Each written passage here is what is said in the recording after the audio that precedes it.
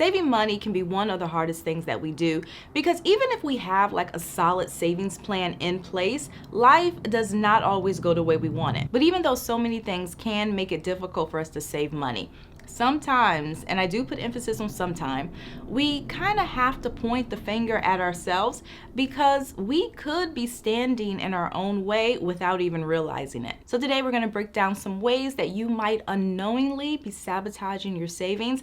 But before we get into that, don't forget to like and comment and also subscribe if you like topics like this and you want to see more. The first thing you might be doing, and I'm sure a lot of people have been guilty of this at one point or another, but that's saving what's left instead of paying yourself first. A lot of people do this, and yes, it does make sense. You get paid, you put your money in the bank, and you immediately start to pay bills, and that is a seemingly logical way to manage your finances. But if you've ever managed your savings this way, you probably know that pushing it off until after everything has been paid or after you've done everything else with your money can be a mistake because you're likely to have nothing or very little left over by the end of the month. And even if you are able to move some money into savings at the end of the month, chances are it will not be as much as what you could have saved had you done it earlier. So any money that you have earmarked for your savings account, take it off the top immediately. So as soon as your check clears your account, make it a practice to transfer a minimum of 5% into your savings.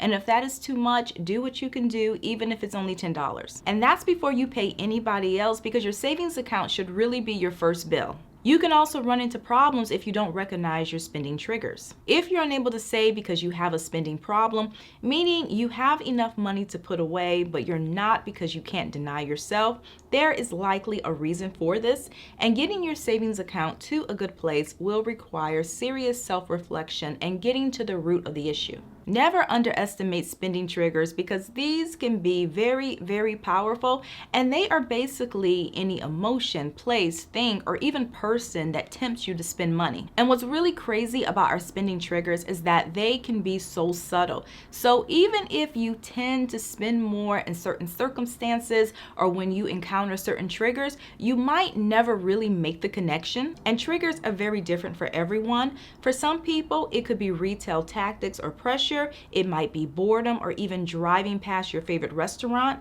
And for others, it could be panic buying or social media. And these are dangerous because even if you have like a solid savings plan in place, all of that essentially goes out the window whenever you're triggered. And I don't like to make generalizations, I really don't. But if you have a big problem with overspending, and by big, I mean that it really disrupts your financial life, there is probably something specific causing this.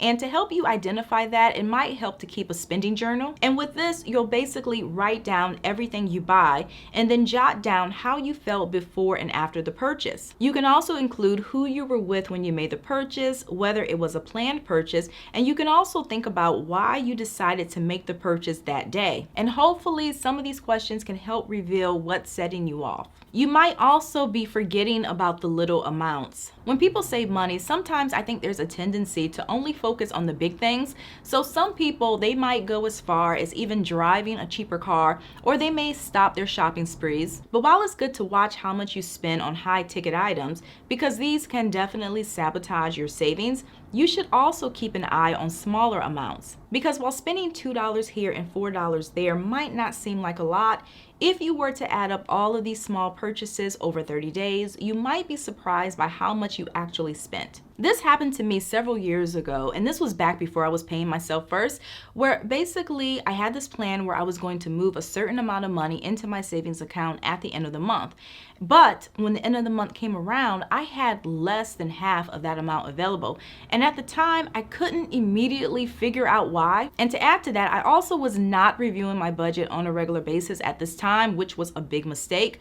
But in order to figure out where the money went, I decided to go through my bank account. And I don't know what gave me this idea specifically, but I started adding up all of those small debit card purchases, you know, the ones that you don't really think about when you're swiping. And once I had everything added up, it was not good because I had essentially blown the majority of my money on junk. And yes, I was very, very upset with myself, but it was also a lesson learned because from that point, I got into a regular routine of tracking everything. You might also be thinking, if I can't save save a lot, why even bother? I've heard a lot of people say this, and I used to even think this myself.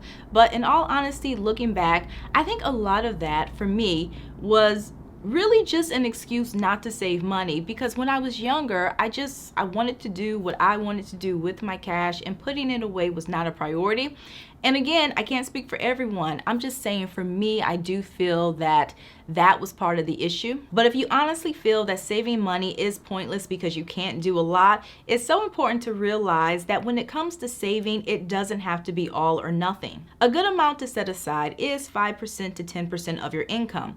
But if you absolutely cannot do this, something is better than nothing. Trust me, your future self will thank you. Putting away $10 a week or $10 every other week may not seem like a lot, but it does add up. And truthfully, the importance of having a savings account really didn't sink in for me until I had an emergency and I actually had the cash available, because it was such a good feeling knowing that I could take care of everything without having to use a credit card. And the fact that I had a safety net available did empower me, and it also increased my financial confidence to the point where I wanted to do more. So even if you can't save a lot, make a concerted effort to save what you can, because that will be a financial decision that you will never regret. And lastly, you're not being honest about your current financial position. When it comes to personal finance, I do think that for some people, there is a tendency to kid themselves or not face the reality of their situation. We might have a vision of how we want our life to be. And for some people, this can include living in a nice home, driving a nice car, taking great vacations, and having an overall nice lifestyle. But unfortunately, some people enjoy these things at the expense of their savings account. Some of us have probably known someone where on the outside it appeared as if they had it all together, but then we later find out that it was all really just an illusion. Some of these people might have actually been house poor, or they might have had thousands in credit card debt with no savings, all because they refused to be honest about what they could afford. But had they made a few adjustments, things could have potentially fallen into place. So my advice to you is don't be like these people. Life is already hard enough, so why create unnecessary stress for yourself? Living below your means is actually one of the best gifts you can give yourself, because it opens the door to so much. You can avoid long-term credit card debt, and it also becomes easier to save, invest, and work towards other goals. So that's all that I have for you guys today. Thank you for watching this video. I hope that you enjoyed it, and if you did, please give me a thumbs up. And if you haven't already, definitely consider subscribing. I talk a lot about personal finance, so if you like videos like this, I do post every weekend and sometimes during the week. Thank you again for watching, and I'll see you in a few days.